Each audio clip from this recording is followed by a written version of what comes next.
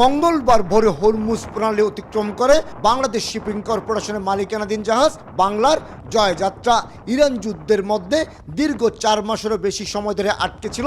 জাহাজটি প্রণালী পার হতে কয়েকবার চেষ্টা করো, ঝুঁকির কারণে আবারও ফিরে যেতে হয়েছিল জাহাজটিকে। তবে এবার হরমুজ পেরিয়ে নতুন গন্তব্যের পথে বাংলার জয়যাত্রা।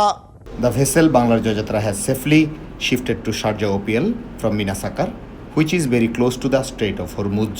Alhamdulillah, the vessel has sufficient provision, water and fuel for the next 2 months. We are grateful to the Shipping Ministry for such a logistic support.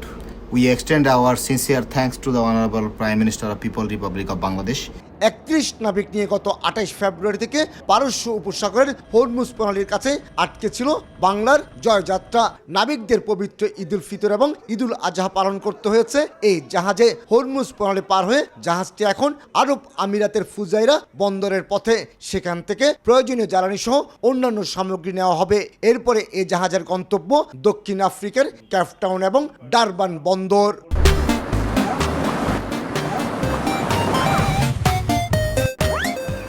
আমাদের প্রথমে হয়তো ফুজারিতে পাঠাতে হবে ফার্দার বাংকারিং এবং অন্যান্য প্রভিশনের পর, তারপর হয়তো এটা ডেস্টিনেশন। এখন পর্যন্ত সাউথ আফ্রিকা আছে, যদি চার্টার যে ডেস্টিনেশন ফাইনাল করবে সেখানে আমার জাহাজ চলে যাবে।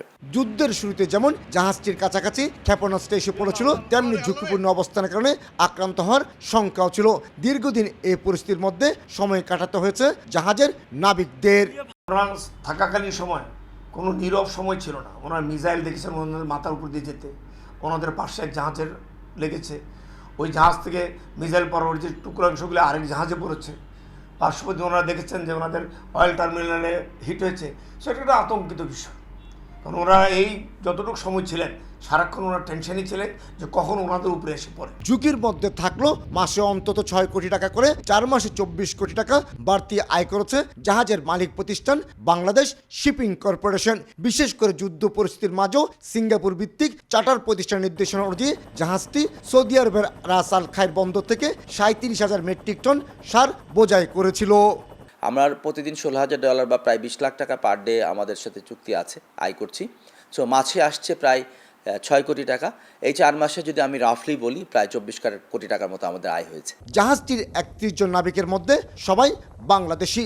যুদ্ধকালীন সময়েও জাহাজে যথেষ্ট পরিমাণে খাদ্য সামগ্রী এবং পানীয় জলের ব্যবস্থার পাশাপাশি নাবিকেরা যাতে সহজে পরিবারের সঙ্গে যোগাযোগ করতে পারে সেজন্য উচ্চ গতিসম্পন্ন ইন্টারনেট সংযোগ দেওয়া হয়েছিল। কমল দে, সময় সংবাদ, চট্টগ্রাম।